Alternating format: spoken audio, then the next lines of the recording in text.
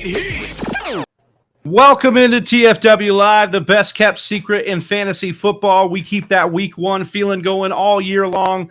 This is episode 314, and we're going to be talking all things waiver wire for week two with Andrew Erickson from FantasyPros today.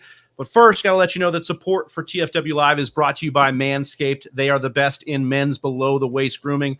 Their products are precision-engineered tools for your family jewels. Manscaped's Performance Package is the ultimate in men's hygiene bundling. You can join 6 million men worldwide who trust Manscaped with this exclusive offer just for you, Whisper Nation. 20% off plus free worldwide shipping with the code TFWMAN. That's 20% off plus free shipping with the code TFWMAN at manscaped.com. I'm Big Travie. I'm joined here by my best friends, Austin Sear and Johnny Game Time Hicks, bringing the boys in, and we got to bring in everybody in the chat here for Whisper Nation as well. Ronald Kalla, Jersey J, Donnie Tubbs will be in here. We love you all. Got to thank Whisper Nation and also thank our members on YouTube who support the show through a monthly subscription.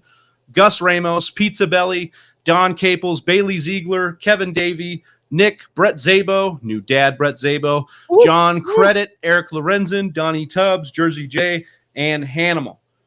If you would like to join our growing list of YouTube members, click join next to the video right now. Also want to shout out our patrons who support the show throughout. We are going to be giving away some nice prizes to the patrons this month, so stay tuned. And quickly want to thank all those who subscribed and followed us on social media this week. Joe Young, Flapjack Palmdale, Shane, Skiff Watson, MMM2056, and California Card Collector. You love fantasy football, you want to enjoy being part of a community where you know you belong, hit that subscribe button on the YouTube channel. We're trying to get just one more subscriber on this stream. Could be you. And if you're new, let us know where you're streaming from. We'd love to shout you out right here on the show. But as mentioned, we've got an epic special guest. We're joined by our friend and colleague in the fantasy football space, Mr. Big Pod Energy himself, Andrew Erickson. Welcome to the stream, Andrew. Welcome back to the show, my brother. Yes. Let's Glad go. to be back. But now I'm back as Big Pod Energy, so I freaking love it. I don't even know how I adopted that nickname. I came on the show like hyped up on pre-workout one time, and it just converted. And now I have a nickname, and it's fun. I freaking love it. Honestly, you got to change the Twitter handle to that. That's the one to go with. You'd be full Big Pod Energy. No, but I know you're stoked about that nickname. I know you're also stoked about a few victory laps that we're ready to take. And we asked this question to the panel last night, but I wanted to ask you, who is a player you're ready to take that way too early victory lap on after week one? We had some epic performances. Well, I think the first guy that comes to mind is Saquon Barkley. You know, he now basically he's looked at as a top 5 running back, like consensus, and I had him as RB6. So I had him right on the outside, and I looked back at one of my articles in terms of running backs to target, you know, from August 12th to August 18th. It was FantasyPros' #1 article, and the cover boy for that article, Mr. Saquon Barkley. So if you listen to my advice, you should have Saquon Barkley on your team. So you're welcome. If you listen to Andrew's advice, you get a championship after week one. You're already in. I will say, Andrew, I edited that video when you were talking about it. You talked about Saquon, and I drafted him. So thank you. Oh, yeah, there you go. Incepting him right there. Right. But we're not going to talk about Saquon tonight. We're going to talk about guys off the waiver wire. Hopefully one of these guys you guys grab will be the guy to help you bring home a championship, or at least start that. We're going to try and bolster our rosters tonight. Andrew, great of Andrew to grace us with his presence here. Now, guys, in the chat, we know you're going to have your questions about your waiver. We will get to those as soon as we run through the top added guys, top guys to drop. But we're going to run through that list here, so please get your questions in the chat, and we will get to them at the end of the show. But starting off here with the running back position, we're going to tier this out here and talk about our week 2 waiver wire guys. And at the running back position, the #1 added running back on Sleeper as of this morning was Jeff Wilson. Probably going to get the first crack at the starting job, I would imagine, but they did pick up Marlon Mack today. Obviously, TDP exists, and we got news that Elijah Mitchell probably out 8 weeks with that MCL sprain. He's also on the IR as of today. #2 most added running back was Trail Hilliard, and he looks to be kind of, after the preseason usage, potentially the backup for Derrick Henry. He was also in the passing game used there and scored 2 touchdowns through the air. We also have Jaylen Warren as the third most added, rostered in 7% of sleeper leagues. Also seems to be the handcuff for Najee, but a lot of the news saying that Najee's going to play. So, Andrew, I'll start with you here and how you feel about these three top ads, or if there's another one off this list that you'd be more interested to at the running back position.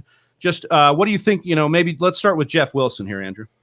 Yeah, I mean, I think by default he has to be the number one guy here just because he's the one that looks like he has a starting role on an offense. And that's all you really need when you're trying to fill in your RB2 spots. Like, all right, who's going to touch the ball like maybe 10 times and, a good rushing attack. So, yeah, Jeff Wilson by default. Again, we saw this is exactly how we played it last year. Like, all right, 49ers running back, insert here, pick him up off the waiver wire in week 1. Now, Jeff Wilson has obviously gotten the confidence from the coaching staff, becoming the number 2 guy there. But I think if you don't need a running back, I don't think it's super important for you to have to go out and try to get Jeff Wilson on your team. If you're good at the running back position, like Jeff Wilson's not someone that I view as like, oh, like this is a league winner type of guy. Like, because he's a jack. Like, he's just kind of an average guy. He gets the job done, and he's trusted by the coaching staff there in San Francisco. But there are some question marks about, okay, Tyrion Davis-Price. They drafted him in the 3rd round. Could he have a larger role? I know he was inactive in week 1, but I think that's because he doesn't play special teams. Mason was active and played on special teams, but even going back to his LSU days, like the guy never played on special teams. So this is a prime opportunity, I think, for Tyrion Davis-Price. If you don't want to spend like 30% of your fab on Jeff Wilson, you should pick up Davis-Price. This 49ers backfield is almost impossible to pinpoint, it seems like. So just pick him up, see what happens in week 2. If he does something, okay, maybe you found something with him. And if not, then you just cut him the next week. So I do like Davis-Price as kind of like a consolation prize at running back.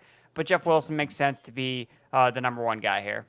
In those deeper RB thirsty leagues, are you even sniffing Marlon Mack? Are you even sniffing Mason there at all? I think it's some deeper formats. I know Mason I have in like a salary cap league because he is like really cheap. So like I needed someone to basically cut spending on my players. So I was like, all right, this guy right here, like he's cheap. So I added him. So I'm hopeful that maybe he actually has a role in this offense. But Marlon Mack, no. I mean, you can't beat out Rex Burkhead. I think Marlon Mack is toast at this point. I'm not trying to add him anywhere again. I think Tyrion Davis-Price is the guy that I'm most interested in as one of the late players, but that's kind of how I view the 49ers back. But with Trail Hilliard, I think it's interesting because he didn't have this massive role. Like, he played less than 20% of the snaps. He had 2 long receiving touchdowns, and we're just convinced this guy's going to have this massive role on offense. Like, he had 5 touches. Do we not learn from last year? Like, the same thing happened the first week last year when after Derrick Henry went out and people were like, oh, Trail Hilliard, and it was Donta Foreman. So it's like, I don't know why. I even asked somewhat jokingly, I'm like, Big Travi, did I miss something about Derrick Henry? Why is Hilliard... No, and we see this every year though, right? If somebody scores 2 touchdowns, I mean, that's true. Jahan Dotson's another example. Duvernay is another guy, and we'll talk about some of these guys tonight. But double touchdowns are going to get you on a waiver list because people that didn't score points or score touchdowns in their fantasy lineup this week are going to be hungry for them next week. So I can see that's the reason. The only thing I will say that makes Hilliard a little bit interesting, and you talked about it, Andrew, 12% of the snaps is not nice. We don't love that. But the thing about Hilliard that could 4 targets, it's not a lot, but in this Titans team that's starving for production through the air, if he starts to establish in a role there, that could be something interesting. But Austin, I wanted to ask you what your take was on Hilliard here, and you're looking at this, or in the listener league, in the listener league, I got Trail Hilliard already on my team. I'm not going to the waiver. It's 4 a 16-team league. 16-team league. It's a little bit deeper. He's already on my squad, and truth be told, if there was somebody better, I would be considering dropping Trail Hilliard. I love the production, but it's not, you can't count it. Now in a 16-team league, I'm going to hold on to Trail Hilliard because even though his volume was really, really low, it was pretty low last year too after Derrick Henry went down. And Johnny talks about Deontay Foreman. Yeah, he was the lead dog, but I'm looking at his stats from last season, and in a total of 1, 2, 3, 4, 5, 6, 7 games he played, he had 4 games of double-digit points. And sometimes they were good games, 17.95, 19 points, 10 points, 17.3 points. Like, he's capable of doing this, but it's so inconsistent. Those other and then he had 1.3 points, 3.4 points. I think Trail Hilliard is kind of like who we all hope Nyheim Hines could be this year. He's like that scat back that actually has some big play potential in him, but his volume is going to be so low you can't bank on him doing anything. I think if you he's a fine flex play though if you're kind of desperate and you're looking for a little bit of action that could pop off. He can pop off, but he's got a really, really low floor.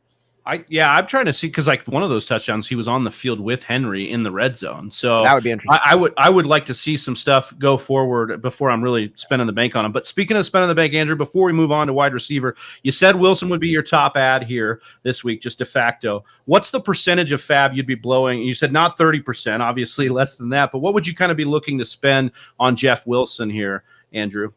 I mean, I think in the 20 to 25% range is probably appropriate. Again, if you're 0-1, you need a starting running back, then I think it would be a little bit more on the 25% side. Again, you hate to be like case by case, but it really does matter like what your needs are. Like if you're a set running back, like don't add Jeff Wilson. Like you don't need him because you're never going to play him over other stud running backs on your roster. Yeah, it's okay to have depth, but no one's going to try to trade for Jeff Wilson either because he was a guy that was on the waiver. Like if you don't get drafted, then a lot of people just don't ever find you valuable. It's like, well, he was free at one point, so I'm never going to overpay for that player. It's like last year with Cordero Patterson. It was so hard to trade him because he had no value to start with. Whereas this year, it's a little bit different because he actually was drafted across the board and obviously had a big week one. So it takes it like after a month of football, right before people stop associating draft value with actual fantasy It's value. like in real life, too. It's like how hard is it for undrafted guys to knock their draft cop? It's like almost impossible sometimes. Hey, James Robinson's still doing it. Just talk. Exactly. Yeah, that's a great point. So we'll move on here, though, to the negative part of this. We're going to talk about guys we might be dropping. And right now, the top 3 droppable running backs per sleeper, just based on transactions that are filed this morning. Mike Davis is 30%, 36% rostered and about to be less than that. We've got James Cook at 80% rostered, but maybe have fumbled away his roster spot on your team. And then Elijah Mitchell obviously going to the IR today. Andrew, we talked about those 3 before: Jaylen Warren, Trail Hilliard, and Jeff Wilson. Are you okay dropping all of these guys, or maybe you want to make a case to hold on to James Cook? Or what's your take on some of these guys that are being dropped? So Mike Davis, definitely drop him. Like he done. Easy conversation. I don't really think we need to dive into it. Just drop him. He wasn't even the starter, and J.K. Dobbins eventually will come back. So, and he's not good. So it's Mike Davis. You can drop him. James Cook, I think, is interesting as a stash player. Like he's not going to give you any immediate production, but I'd still rather have James Cook than Trail Hilliard. Like James Cook still has a path where he could become like this dynamic player in the Bills' offense, where Trail Hilliard I just don't see a scenario where he's becomes he's a top 24 running back every single week. Derrick Henry gets hurt. Like a lot of stuff has to play in Hilliard's favor for that to kind of come to fruition. Where James Cook, he's got the draft capital, so he's going to get opportunities again at some point during the season. It's not probably going to be in week 2 because what I looked at last year with Devin Singletary. So Singletary was like the bell cow last year to start the year, but then he fumbled. He actually fumbled in the first 2 games, and then you just saw the Bills go away from the entire running game. So the fact that both James Cook and Zach Moss both fumbled in the Thursday night game, I think Devin Singletary is going to be like a bell cow, legit bell cow, like he was at the end of last year, because he was the only one that could secure the football. Those other 2 guys fumbled, and Zach Moss, oh my god, dude, that guy was running in cement. Holy god, it was horrible. They just kept giving him looks too, and he looked so bad. I was like, why? 2 yards. So I still think Cook has a path where he can make some noise. And who is that? The last guy? Elijah Mitchell. He's obviously on the IR. Yeah, I mean, unless you have the IR spot, maybe. Elijah Mitchell. It's funny because with Elijah Mitchell during draft season, what I kept going back to was every year since basically Kyle Shanahan's been in San Francisco. It's dawn of time. It's never the first running back from the 49ers that scores the most points ever. And every single year we drafted Elijah Mitchell, he's going to be the RB1, and he won't be the one that finishes with the most points of the 49ers. So I know that's going to happen, and if that is enough for you to say, okay, then I should drop him, then yeah, you should, because these injuries aren't going to go away with him. Like, it's part Yeah. of being a smaller running back and playing in the 49ers running attack where they just that's what I was going care. to say. We just need a case study on these running backs in the San Fran scheme, man. They all just keep – what's going on with the medical staff? Or these – I mean, maybe the low capital on the Johnny back. references the one-cut system that Shanahan deploys is not great for running backs. And I'm like, holy shit, you're playing football. One cut is not a – hey, come on, can you do it or not? Like, let's go. Well, and it wasn't a great field to be trying to do one cut in on Sunday either for Mitchell, so that probably wasn't good. All right, so we'll move on to the wide receivers here, and again, we're looking at the top 3 added in Sleeper. Check out the Sleeper app if you're not already playing on it. Curtis Samuel is the number 1 added wide receiver this week. Led all Commanders with 11 targets. He also got 4 carries for 17 yards. He got a touchdown as well. Jersey J coming in saying that's his take. He loves Curtis Samuel this week. Number 2 most added wide receiver, Robbie Anderson, led all the Panthers with 8 targets, but 75 yards of his 102 and his touchdown came on 1 play, and he still shares that field with DJ Moore, so we'll see about that. And then the number 3, Devin Duvernay, most added wide receiver, the 3rd most added wide receiver, 4 for 4, 52 yards and 2 touchdowns. Only 52% snap share, but this game did get out of hand for Baltimore, so maybe that's something you could attribute to that. I'll start again here with you, Andrew. Any of these guys really popping out to you? Is it Curtis Samuel, who is the most added one on Sleeper right now? Yeah, that's the one for me. I think that the public's got it right here with Samuel. You talked about the targets that he got, 11 targets, 24% target share, doubled that of Jahan Dotson, who's like the other popular Washington player that people are adding. But if you're just going to make a bet on who's going to see the most targets in week 2, it's going to be Curtis Samuel because they're using him. They're designing plays to get him the ball in space. It's short hitters. It's quick screens, it's bubble screens. They're using him in the backfield. So, Curtis Samuel has been established. Like, he's never finished worse than wide receiver 42 whenever he's played at least a full healthy season. So, like, you're banking a top 40 wide receiver by just adding Curtis Samuel basically for free off the waiver wire in the games that he's going to be healthy in. So I think Samuel is a super dynamic player that has the ability to play at the running back position, play wide receiver. Like, he's not going to be necessarily fighting for the same targets that McLaurin and Dotson are fighting for more down the field. So I think that Samuel is by far the best wide receiver add. Austin, you got any point here to add with Samuel or any other wide receiver that you're thinking about in this grouping? I do. And before I do that, though, I want to give a shout out here to Riders Chambers. First time checking out the show. Riders? Yeah, nice. And Gus coming in. You found yourself a gem, Chambers. Appreciate that. Love, appreciate that. Gus. Welcome in, Riders. Let us know where you're watching.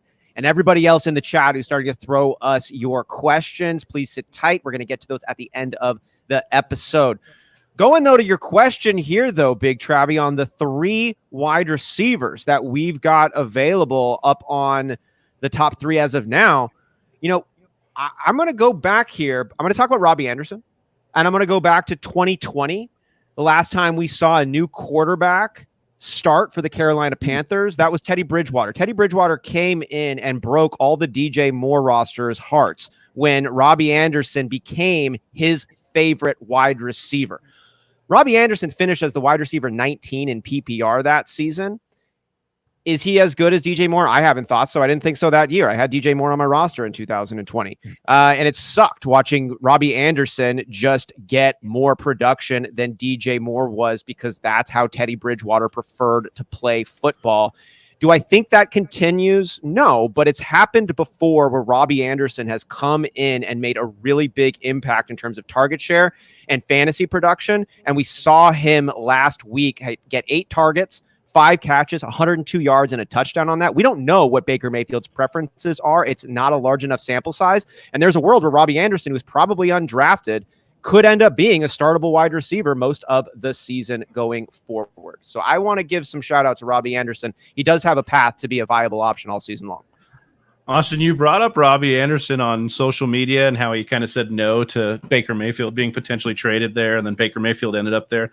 Maybe we got some Baker PTSD. He says, look, OBJ ran himself out of town on social media with his dad and stuff. Maybe he's just trying to appease the ego on the team here, targets him, gets him going. But we saw that Baker wasn't shy in Cleveland going down the field. DPJ was a guy that he targeted down the field. They got some plays going. So Robbie's game could tailor a little bit to those deeper shots if Carolina can get it together. Johnny, did you have anybody here, Devin Duvernay, any interest there, or anybody you want to bring up as maybe not on the list here at wide receiver?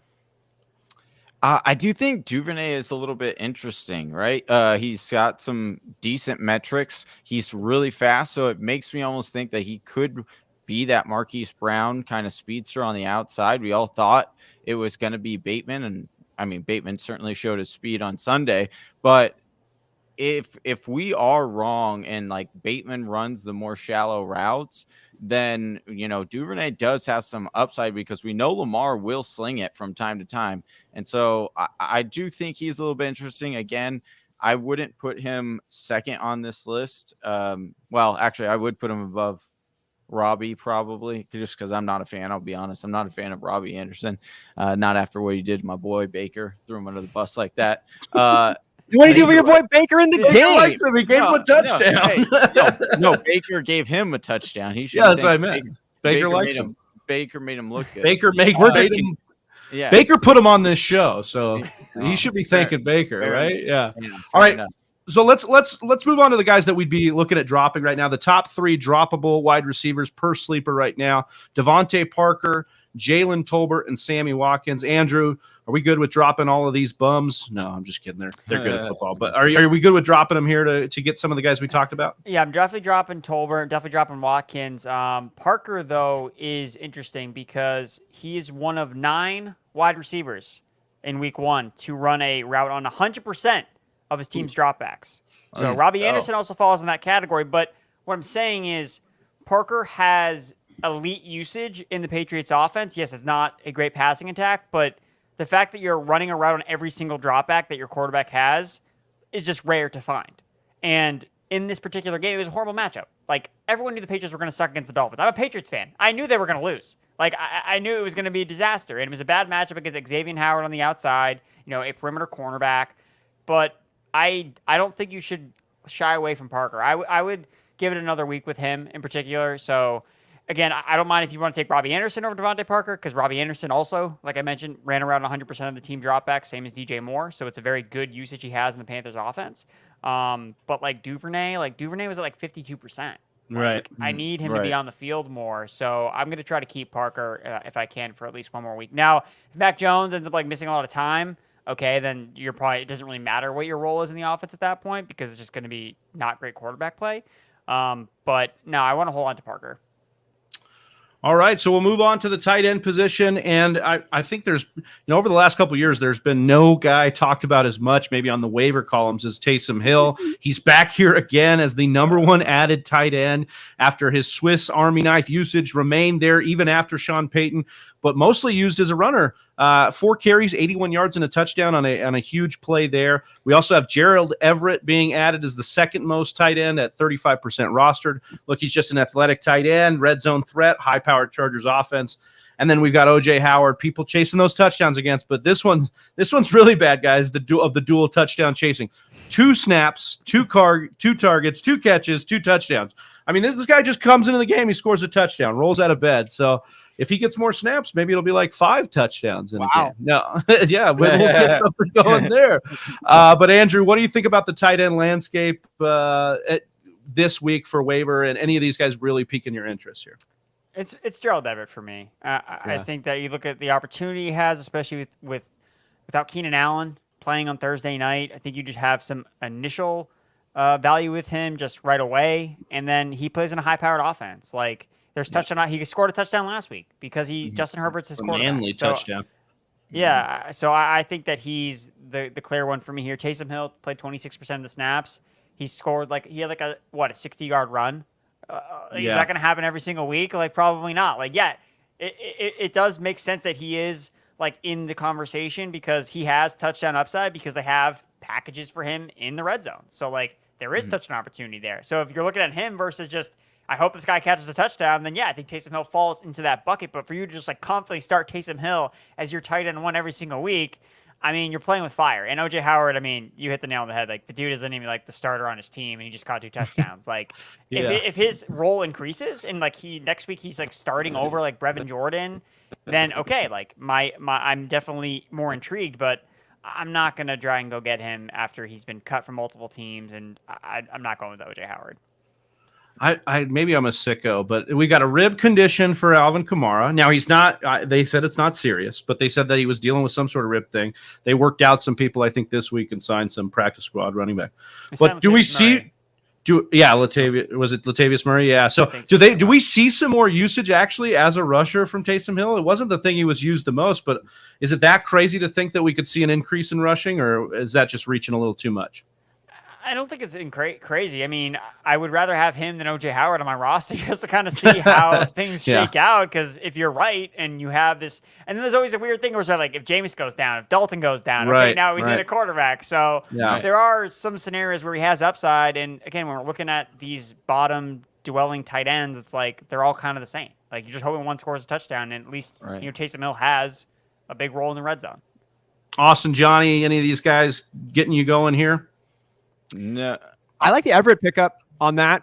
There's some real juice on there, especially if we see some downtime from Keenan Allen. This guy's athletic, coming to a good role. We've seen Justin Herbert go to tight ends in the past. I think that there could be some value there. What I would honestly do over trying to go for one of these waiver wire tight ends, because I'm not like super excited about any of them. There were a lot of underperforming top tight ends, or like ones that you would consider in that next upper tier. And those are the ones that I would go after and try to make a trade for right now because, like Kyle Pitts had a really bad week 1. But I think if someone's like, a full tilt, I spent a 3rd round pick on Kyle Pitts, I think he's not, like people freak out. You can potentially buy low on Kyle Pitts, who should bounce back. So that's probably the strategy I would go about this waiver wire if you needed a tight end as opposed to trying to get one of these 3 guys. So, Jersey J asking here, dropping Njoku for Higbee. And before we let Andrew go here, I wanted to ask you about these guys that are being dropped right now, David Njoku, Irv Smith, and your guy, Cole Kmet. We talked about it all offseason with you. How are we feeling about these guys? Are we willing to drop them? Or kind of to Johnny's point, are we okay with kind of buying the dip on some of these guys? I mean, they're all kind of just like bucketed together in this bottom tier of tight end. Like none of them really showed out. None of them stood out to me when I looked at like some of the usage for them in terms of route running. So Njoku I expected more of. Cole Kmet, I mean, I think I'd probably hold on to Cole Kmet because it's like, dude, like of course he was going to fail in that game. Like, but his usage was still pretty good. He was still running around a lot of the dropbacks. So I still don't mind holding on. Like Irv Smith had the worst usage out of all of these guys because he was coming back from the injury. So I need to see him actually like fully acclimate to the offense to buy back into Irv. So I'd probably drop him first. And it's like the offense. I mean, Heber's barely playing, and Adam Thielen and KJ Osborne both also did nothing because it's the Justin Jefferson show in Minnesota. So Irv Smith may never sniff another target, whereas Njoku and Cole Kmet, I mean, Donovan Peoples-Jones, is that dude really going to get 11 targets every single week? There's no way. I do not believe that. Whatever. Wow. So He's going to get 12. Yeah, just to prove you wrong. I guess so. Well, our number one ad this week was Andrew Erickson. We appreciate you being on the show, my guy. Why don't you tell the people what you're working on, what they could be expecting from you in the weeks to come, and thanks for coming on, my man. Yeah, no, thank you guys for having me. I really appreciate it. So, yes, I can be found over on FantasyPros.com on the Fantasy Pros Football Podcast, and I'm doing a usage report every single week. So basically recapping the week in conclusion from the week before and talking about, okay, like how many players are running these routes, what is the target share looking like, and trying to then project onto the next season who you should prioritize. So tight end is really helpful for me to just like put numbers behind them. So it's like, all right, who has the highest route participation? And that's kind of how I rank them, because if you're running routes as a tight end in an offense, like that just inherently is going to lead to fantasy points. So when we have all of these guys that we just don't know how to like siphon there, it's like, you know what? This guy's at 80%, this guy's at 70%, this guy's at 60%. That's how I'm going to rank them because there's no other way. So that's what I'm going to do. All right. We appreciate it, Andrew. Thanks so much, man. And we'll see you soon. Good luck the rest of the season, my man. Awesome. Thanks, guys. Yeah. See you, Andrew. All right. So to continue on here. Yeah, I know. Andrew's the best. We love him. It was, we had to pull some strings to get that half hour. Maybe we'll get an hour next time. Who knows? No, but we soak up all the time we get with him here. But we are not quite done with the positional ads. Before we get to your guys' questions, we've got the quarterback position to talk about briefly. It's not a great crop of guys here. I mean, Sleeper's got some numbers here. They're telling us Cooper Rush is the number one added quarterback. I think those Cowboys fans are coming out in droves here, I guess. Super flex leagues. Let's go. It's the 16 team super flex leagues. Yeah, Johnny's having the bad time in Scott Fishbowl with Dak Prescott and Mac Jones. Yep. Ooh. Tough. Double whammy. But Carson Wentz is the number 2 one, probably should be the number 1 at this point. QB3 on the week, 300 plus yards, 4 touchdowns, and 6 carries for 12 yards. That's hilarious. Crazy. He just went off. Gino Smith, 3rd most added, and we saw it last night with our boy Donnie, who of course is thrilled here, but he had 28. God, they wrote me off. I didn't write back. They said 28 attempts on Sleeper. Are we going to get a stat correction for that on Underdog? Anyways, 195 yards, 2 touchdowns. I'm still worried about last night's bet slip.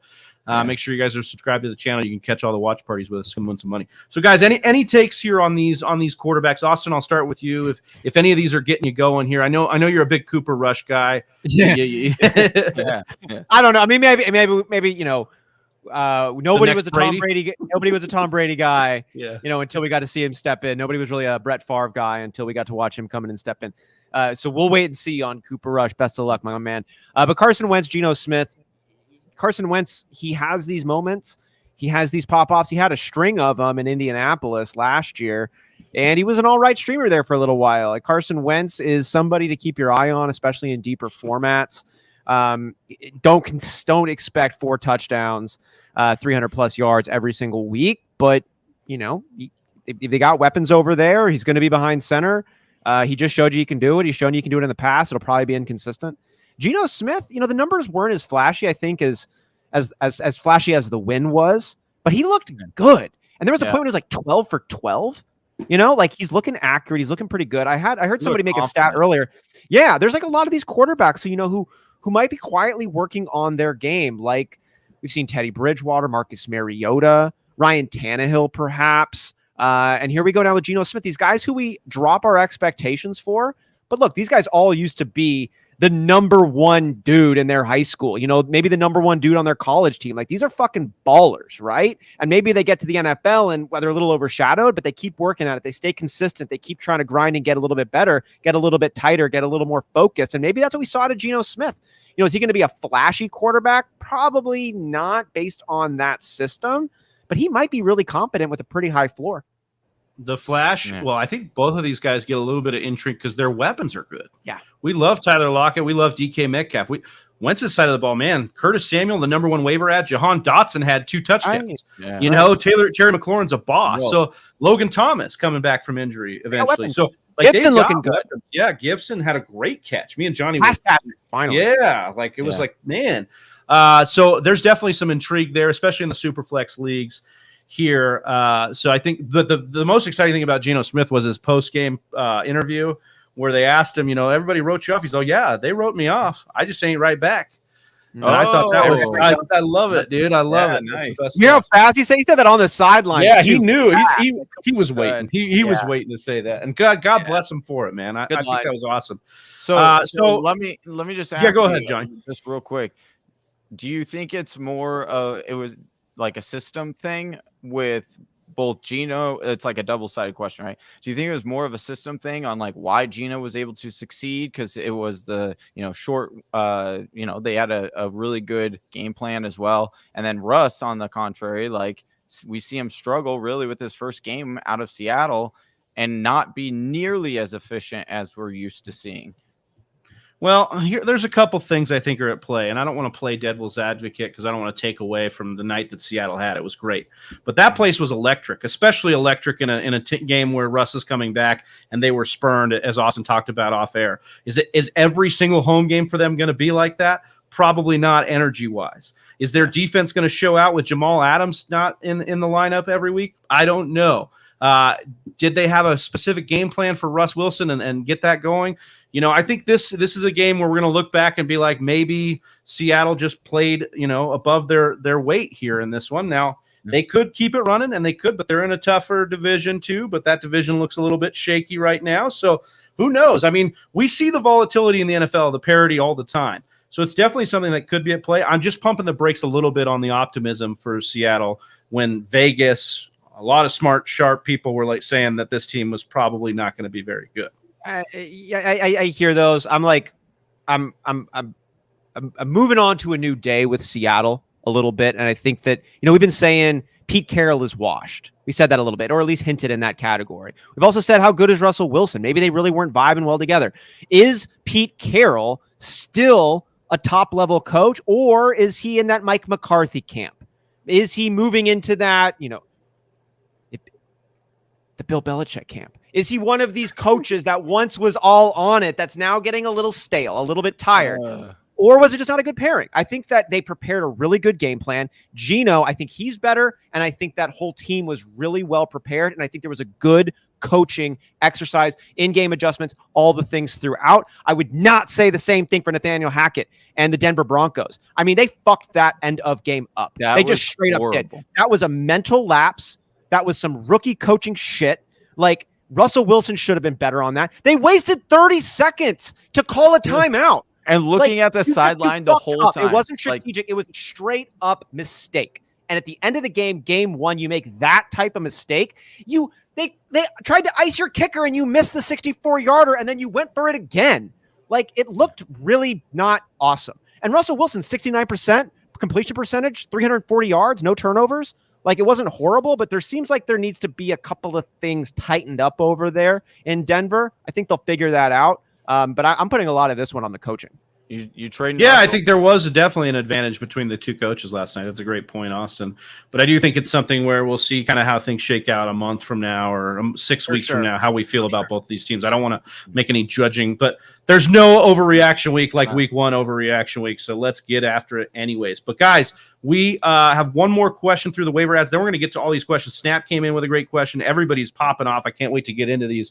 But this is the question in single quarterback leagues. What are we doing with Dak Prescott? We've had multiple timelines, 4 weeks, 6 weeks, 8 weeks.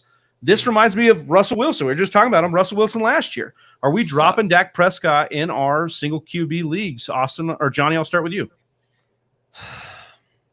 A single quarterback league? Yeah, most likely I am.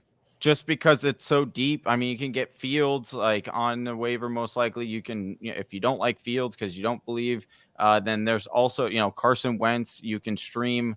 As we Marcus stream, Mariota, yeah, exactly. As you stream, other quarterbacks are going to slowly become available because if teams are holding two quarterbacks, the chances are the deeper that you go into the season, the higher likelihood they're going to ultimately end up dropping one of those quarterbacks because they want to take a stab or dart throw on one of these waiver wire guys. So I would be patient. I wouldn't, and if you have Dak, I would be fine dropping him.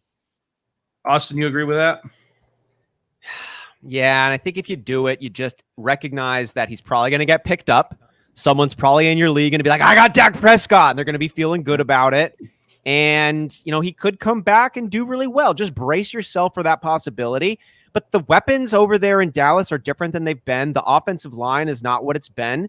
This is probably not the same caliber as offense as we've seen and expected out of Dallas the last 5 years or so. Mike McCarthy's not giving me any confidence. So it's just do your thing, deal with the emotional ups and downs of it, move forward, keep looking for new opportunities and new production. I think dropping him is the right call, unless you're in a super deep league and you got the roster spot or whatever. Yeah, Ron, say, what if you're in a 16-man league with no IR spots for some? I love it. All right. Conrad White says, just traded Mike Evans for Swift and Cup. I'm going to laugh myself to sleep at night. Yeah, that's a great deal. Well done. Getting some of that. Yeah, it must be a work league or something. Yeah. Pulling one over Susan in accounting.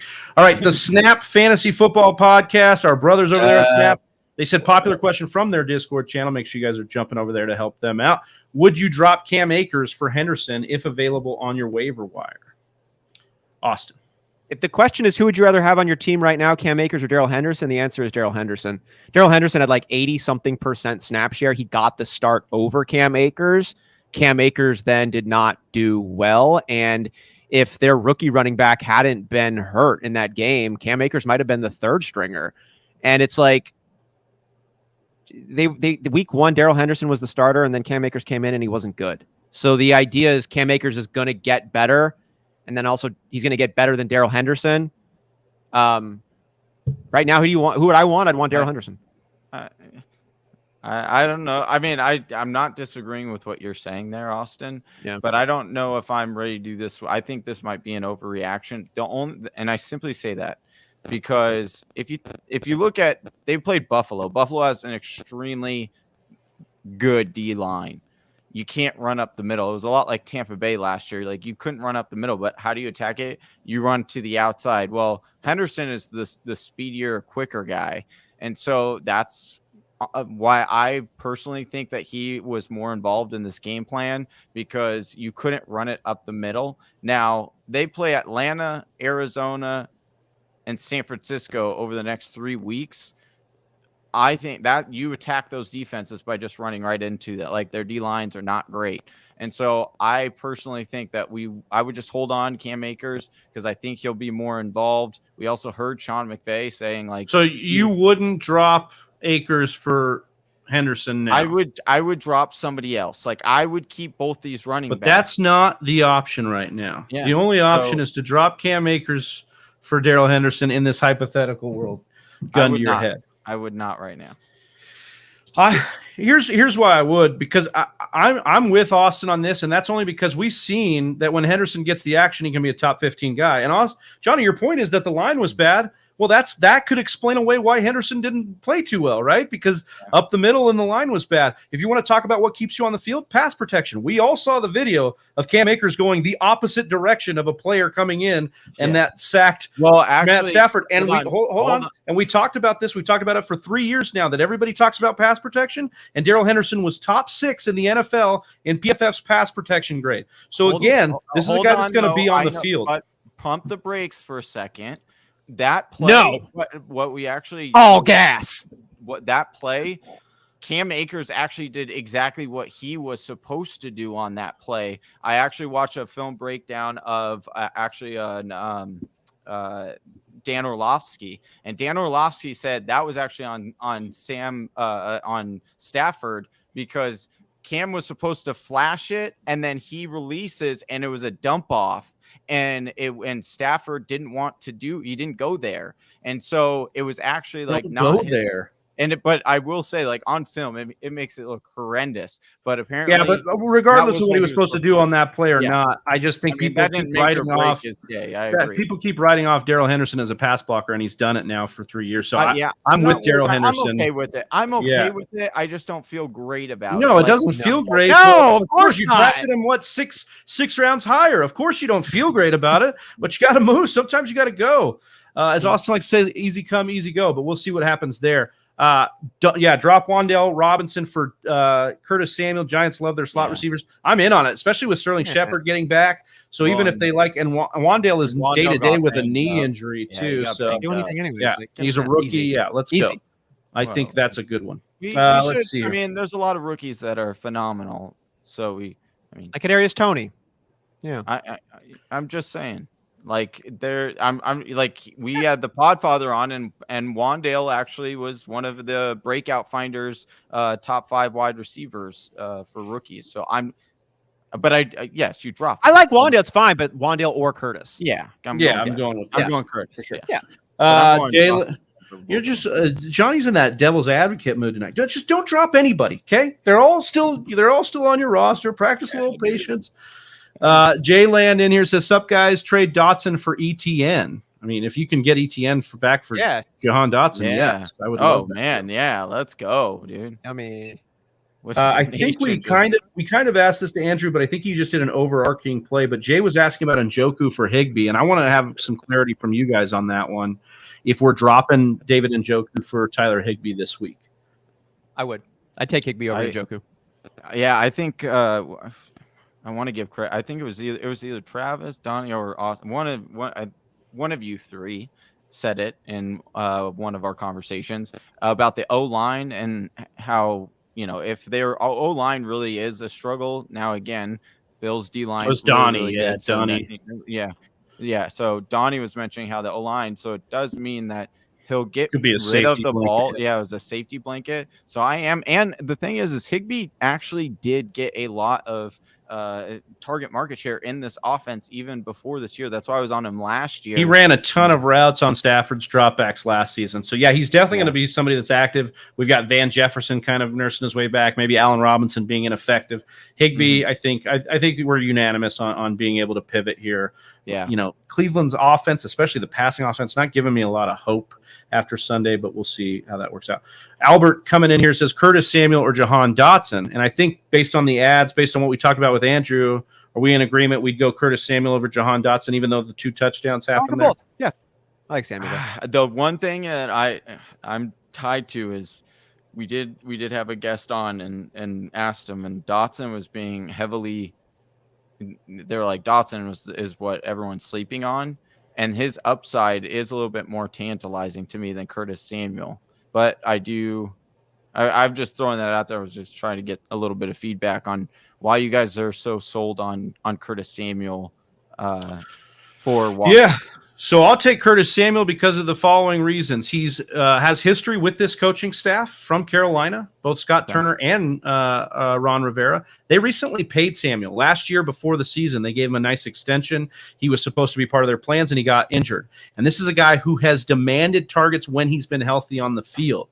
He is a guy that I think 2 years ago, only Stephon Diggs saw more touches per game than Curtis Samuel. So he is involved when he's on the field. It's just about being on the field. And we saw it right away, the way they're like a poor man's Debo, using him on end arounds and carries. And, as I liked what Andrew said about the different parts of the field that he wins versus Terry McLaurin, Jahan Dotson.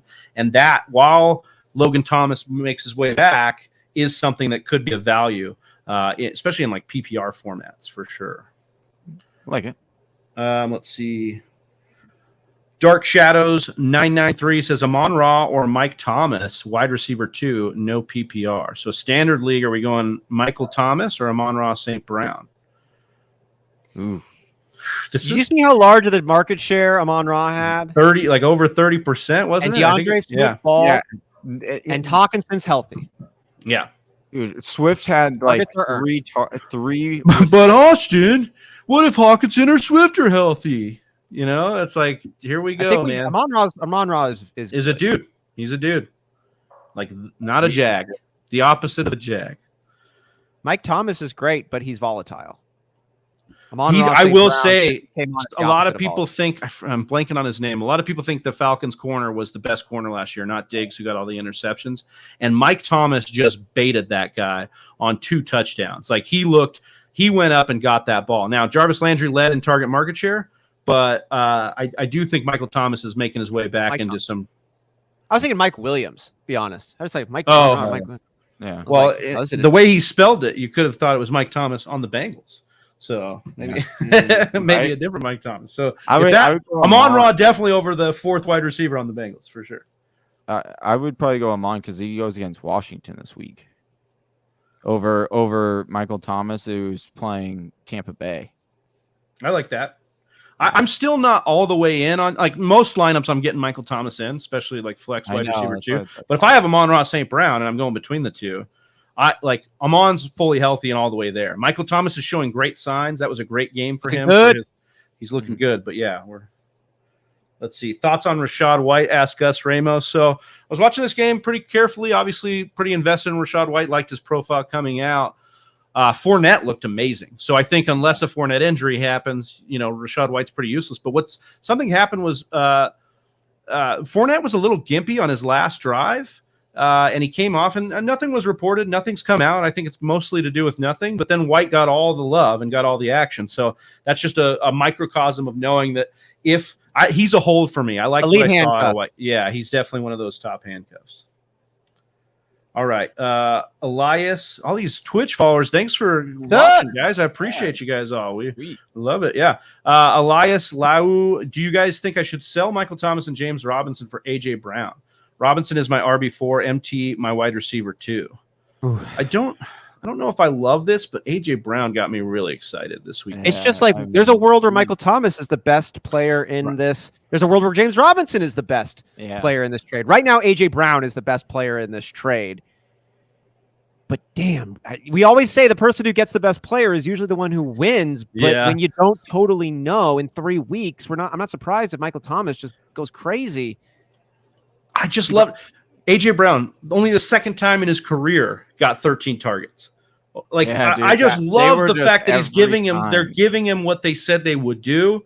Yeah. We saw him wear the Hurt season hat. Like we got to. Yeah.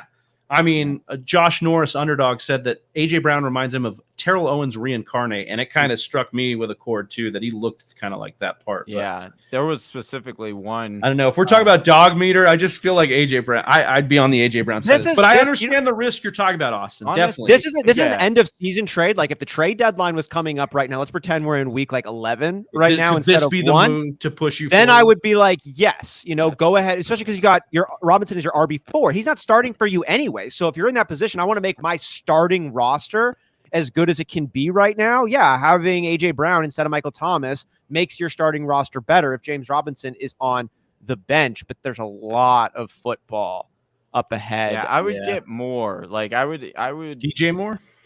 Yeah. Elijah Moore? I think you should try to get Rondale? more. Like I think you could get more than AJ Brown for those two guys. Like both those guys popped off. MT has been a top wide receiver before. So is James Robinson has been a top running back before. So you can really sell those points. Yeah, maybe you get throw a little throw in action that can make you whole a little bit here. Like a Henderson or something like that. Yeah. See if we get that. Jersey J with a question straight out of Austin's book right here. He says, Breece Hall starting over Bateman this week. How do you feel about that? Don't you have them both in Dynasty, right? I don't have Bateman. Oh, you don't have Bateman? I thought you did. Also, can we put the DK trash talk to bed? I think it's been sleeping for a while now, but yeah. What do you think, Austin? Breece Hall starting him over Bateman this week. Let me see. Just pull up, confirm how our boy did. Bateman got the touchdown. It had the touchdown, 5 targets, 2 catches. I mean, Miami this week though. Actually, last week. I think I really like the target share Breece Hall came out with. I think he's going to be more and more involved as the season continues. I think that's in the Jets' best interest to get him active more. I don't have a problem with it this week. I don't have a problem with this week, but Bateman is still in my mind ahead of Breece Hall right now, generally speaking. Yeah, I'd like to see Baltimore. They're going to play Miami. What's fun about this game, they got a tough defense, but also Miami can score. I'd like to see a team actually push Baltimore here and see what we get out of Bateman, Duvernay, and even Lamar in the offense. So this should be a fun game. That's going to be a really fun game. And the last time Baltimore played Miami, they just embarrassed them. Oh, that Thursday night game with the linemen. Yeah, that was awesome. Okay, Waiver Wire Madness says Nemo, the smile, the beard, and the jawline. Thanks, Nemo. Whisper Nation Strong. He says, would you trade Dalton Schultz for Knox and a 24 first? Fuck, I would. Yeah, I would do that. I don't totally care about Dalton Schultz. Already a Jag. He's probably not going to get the contract extension. We've got for this year. You've got a bunch of games without Dak.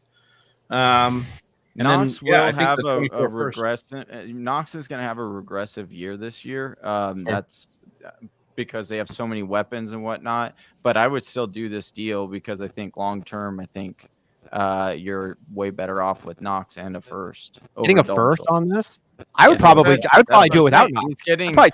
Exactly, right. 100%. So that's what I'm saying. Buddy Maxwell, flex AJ Dillon or Drake London, no PPR. I'm going AJ Dillon here. Dillon, man. In a standard. Love that. But I did like what I saw out of London. Very involved, got separation, was a big play guy for them. I think it's going to be a good year for the offense, maybe not the team. Be real no, I don't remember. Somewhere around 7, maybe. Oh, no, it was 23. Oh, is it 23 pick, not a 24? I mean, either way. Either way, I'll take the first. Almighty says, should I trade Henry for Swift and Hawkinson, full point PPR? I mean, Hawkinson's got nothing in this deal, but I loved what I saw to Swift. The problem is that Jamal Williams existing in the red zone gives me a little bit of pause for that. So we've seen a little action. We've seen one game, Henry or Swift PPR. 21 attempts for Derrick Henry, but 82 yards.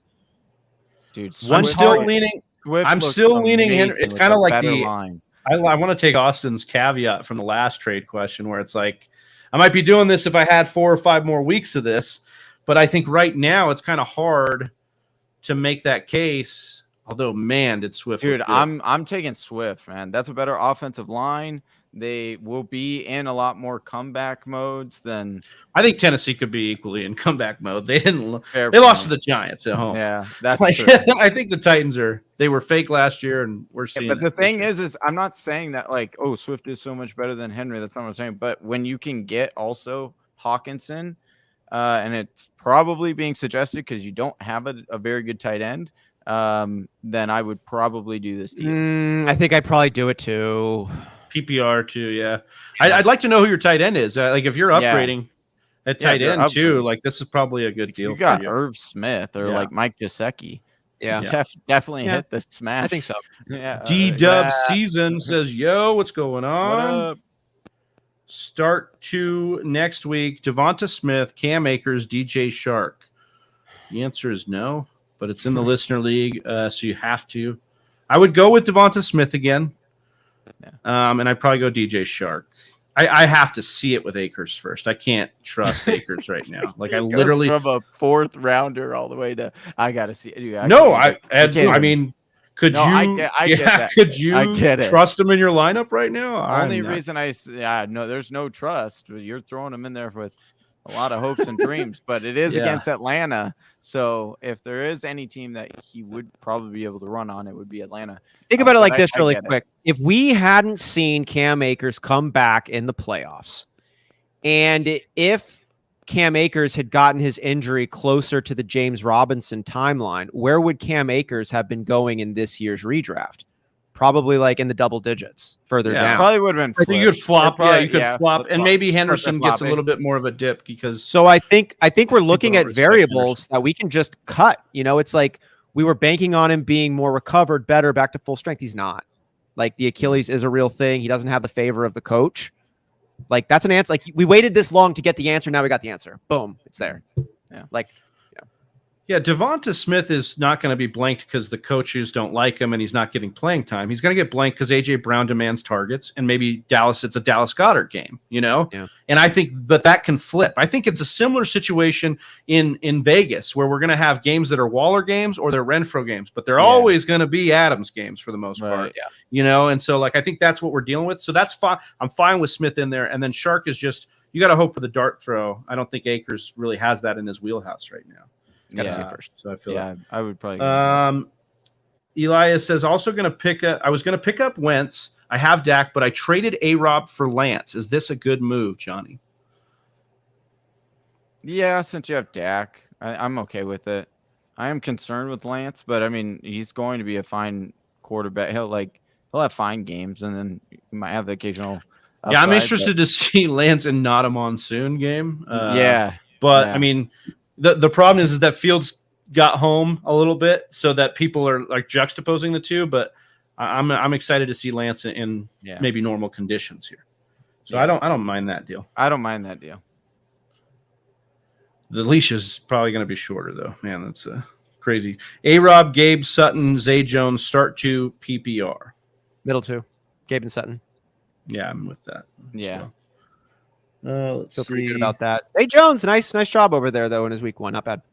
What is the deal with Keenan Allen? Got a hamstring. They think it's for sure out this week, maybe not next week, but I would just practice a lot of caution with Keenan Allen. We've seen coming back from hamstring. Could be a little bit. I got to start Claypool and A.J. Brown. Should I be worried with Allen? I just see how next week goes. They're going to get the mini bye. Let's see what the reports come out. Don't panic just yet. Jersey J saying Travie, the G-men are the real deal. I mean, they got some real cojones. That was a great end of that game. Yeah. Saquon back, question mark. Also, would you drop Benjamin for either Jalen Warren, Gainwell, or Mason? This is actually pretty interesting. We did see kind of solidify himself as a handcuff, but it was in a blowout. So, do we like more than Jalen Warren? Gainwell, part of a full-blown committee, and then Mason – I mean, that's just a mess. We talked about with that San Fran backfield. Austin, what are you feeling like here? Jalen Warren to me is like Najee Harris looks so freaking tough to me. Like he's just one of those dudes I think that will never take himself off the field. I think Mike Tomlin will let him go as long as Najee Harris is wanting to go. I mean, how many carries gave him last year, and he keeps coming in. And so I think Jalen Warren is going to be this guy you keep hoping for. That's probably not going to end up getting enough action to be relevant for you. And Gainwell is part, as you said, a full-blown committee on this one. So it's between Eno Benjamin and Mason for me. I don't think I probably would, just because I think Eno Benjamin, Darrell Williams, I don't even know if he was on the field. Yeah. He didn't get a touch or anything. No. Yeah. I mean, what I liked about, really again, like it was in the blowout and, backups were in, but, outgained James Conner in that game. Yeah. So, and he looked good. Yeah. He looked decent. So we'll see what happens with that. But that's it. We've wrapped up the waiver wire show here. I think we kind of worked through all. Let's see. Buddy's got one more here. I have 2 waiver wires in, and I need to know if they are good. Drop James Cook and pick up Zach Moss, and drop Eno and pick up Jeff Wilson. I drop James Cook maybe for Jeff Wilson, and then keep Eno. That would be my personal. I don't know. What do you guys think? I'm not picking up Zach Moss. I don't think Zach Moss is, even with all the targets, he hasn't done anything really with them. There's 3 guys. I think there is a world where James Cook comes in and takes the Zach Moss role over. I'm not the biggest James Cook fan. I'll just say it. I don't think he's relevant this entire season. There's of course a path for it. I don't think James Cook does anything this season. I just think based on what we've looked at so far and the players around him, you could definitely drop Cook for Wilson here, just based on the situation. Oh yeah, Wilson. But I think a season-long play, if you can stash Cook for sure, that's fine. But that does it for our waiver wire show. Got to thank Andrew Erickson from Fantasy Pros. Make sure you follow the guy at Andrew Erickson _ on Twitter. For my guy Donnie in the background, my other guy Austin Sear, my other guy Johnny Game Time Hicks, all my guys and gals in Whisper Nation. We are the Fantasy Whispers, and we're out of here. We will see you on Thursday night for the Thursday night KC versus the Chargers. Should be a good one. And we'll see you out of here. Oh, look at getting Donnie up here. Yeah. He's like, wait a second. Surprise. But we appreciate you guys, and we'll see you in a couple days. Peace. Right here. Look at you go. You made it to the end of another one of our videos. Hey, if you still have some questions, I totally understand. Or you just want to join an awesome fantasy football community, head on over to our Discord chat. Link is in the description below. And if you're still not sold on us, check out one of these videos.